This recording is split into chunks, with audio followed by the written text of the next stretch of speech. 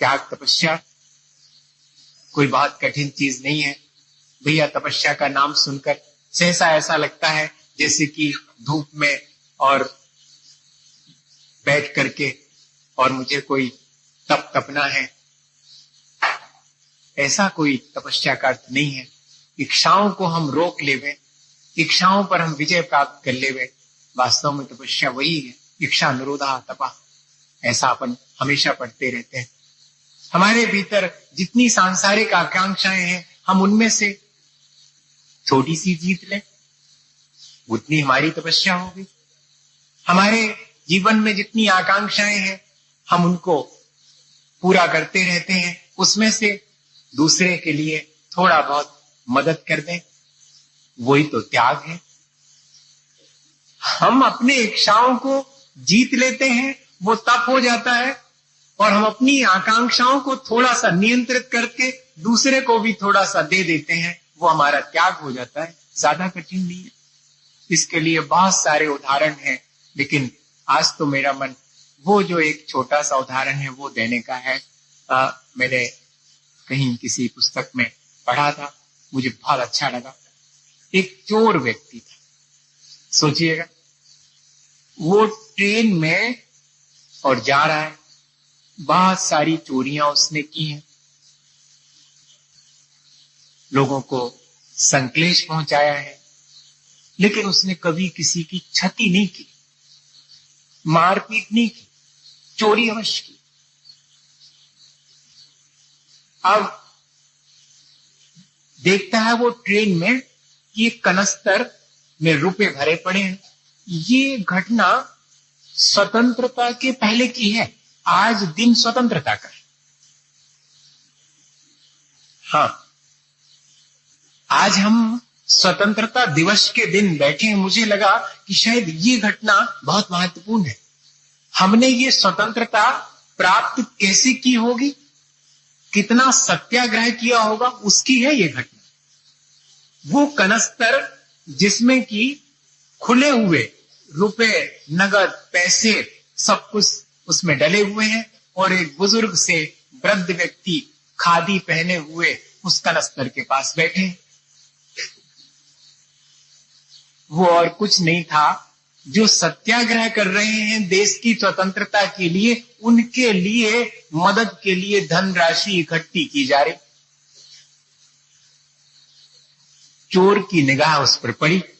उसे क्या मालूम कि ये संपत्ति काहे के लिए इकट्ठी की जा रही। उसने वो बुजुर्गवार जो थे उनको क्या करना था, एक धक्का दिया तो वो गिर गए। देर क्या लगनी थी, इतने बुजुर्ग थे, वो वृद्ध थे, जरा सा धक्का दिया उसने, हट्टा कट्टा चोर था, वो गिर गया, और उठाया कनस्तर और चल दिया। अब कोई पकड़ने वाला भी नहीं।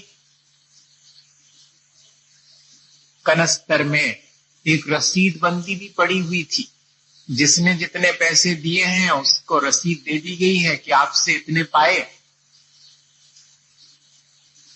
सत्याग्रह ये गांधी जी ने चलाया था, जिसके पहले सत्याग्रही कौन थे मालूम? विनोबा भावे पहले सत्याग्रही थे, जेल गए थे सबसे पहले। तब इन लोगों ने, दोनों का मैं बहुत अच्छा कॉम्बिनेशन मानता हूं। गांधी जी बहुत श्रद्धावान थे और अत्यंत ज्ञानवान थे विनोबा। दोनों का एक अच्छा कॉम्बिनेशन था, और साथ में दोनों के अंदर अपरिग्रह की बहुत अच्छी धारणा थी। जैन नहीं होने के बाद भी अपरिग्रह की जीवन में अभिव्यक्ति दिखाई पड़ती थी, परिग्रह में लिप्तता नहीं थी। ये बहुत बड़ा उदाहरण है। ये दो लोग जिनका कि आज हमें और जरूर से स्मरण कर लेना चाहिए। स्वतंत्र देश में बैठे हुए हम एक नागरिक की हैसियत से, नागरिक होने का भी अपना सौभाग्य, वो भी भारत के नागरिक होने का, इसको छोटा मोटा सौभाग्य नहीं मानिए। भारत देश में बैठे हैं, चक्रवर्ती भरत के देश में, भगवान ऋषभ देव के पुत्र। उस भारतवर्ष में उसके नागरिक होने का है क्या नागरिक वास्तव में? जिसके जीवन में श्रद्धा है, आत्मज्ञान है और साथ में त्याग तपस्या है, वो है सिंबल भारतीय नागरिक होने का, वो है भारतीय संस्कृति का सिंबल, वो है उसकी पहचान कि हाँ, जहां श्रद्धालु लोग हैं, जहां आज भी आत्मज्ञान है, अध्यात्म जहां पर है, वो भारत है। जहां आज भी त्याग तपस्या का सम्मान होता है, जहां लोग स्वयं त्याग तपस्या करते हैं, वो है भारत, स्वतंत्र भारत। हमने स्वतंत्रता इसी के लिए हासिल की थी कि हम अपने श्रद्धा को व्यक्त कर सकें, हम अपने आत्मज्ञान के माध्यम से अपना कल्याण कर सकें, हम त्याग तपस्या के मार्ग पर चल सकें। वरना हम मजबूर थे, हम ये कुछ नहीं कर सकते थे। ना हम अपने धर्मायतनों में जाकर अपनी श्रद्धा व्यक्त कर सकते थे, ना हम अपने शास्त्रों का ऐसे मंच लगा करके और ना अपने विचारों की अभिव्यक्ति कर सकते थे, ना हम त्याग तपस्या के मार्ग पर चल सकते थे। हम मजबूर थे जब हम किसी के बंधन में थे। हम मुक्त हुए। काहे के लिए मुक्त हुए? इसके लिए कि हम पाप करने लगे, हम भौतिक सुखों में, भौतिक लिप्सा में लिप्त हो जाएं।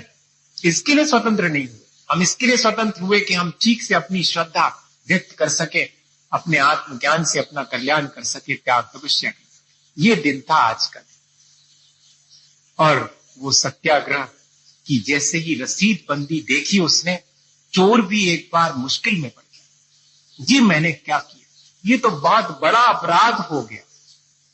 मैंने और चोरियां की हैं, वो उसको थोड़ा अपराध लगता था कि कर रहा हूं, लेकिन ये मैंने क्या किया? ये सत्याग्रह जो लोग कर रहे हैं उनके लिए संपदा इकट्ठी की गई और मैंने उससे चुरा लिया।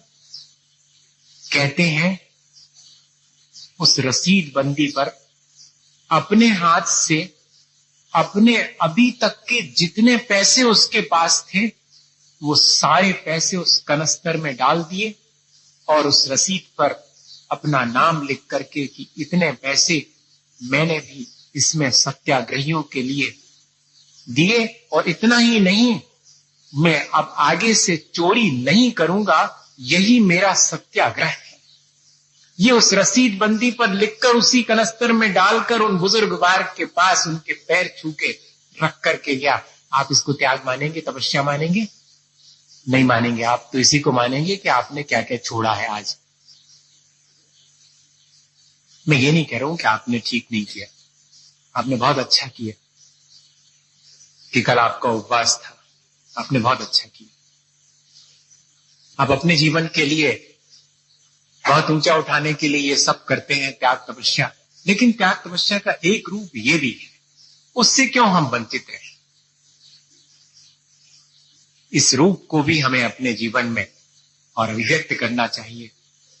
कितने ऐसे अवसर आते हैं हमारे जीवन में जो हमारे थोड़े से त्याग से दूसरे का भी उपकार होता है, त्याग से हमारा उपकार होता है।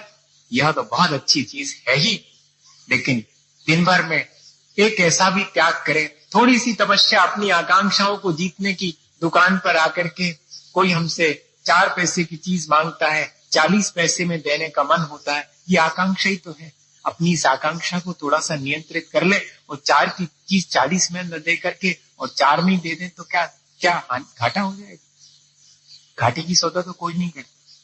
लेकिन मेरी अपनी ये तपस्या करने का ढंग ऐसा भी तो हो सकता है, मेरे अपने त्याग करने का ढंग ऐसा भी तो हो सकता है जैसे कि उस चोर ने और उस दिन सत्याग्रह के लिए, देश के स्वतंत्रता के लिए और ऐसा कुछ किया।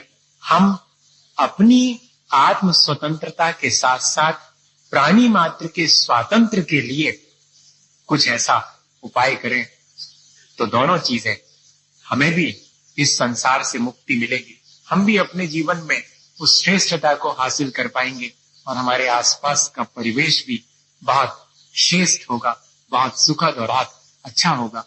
इसी भावना के साथ कि हम अपने आत्म स्वातंत्र के श्रेष्ठतम विचार का ही पोषण करें और जो हमें संसार के बंधन में डालने वाले भौतिक सुख है उस निम्नतम विचार से अपने को मुक्त कर सकें।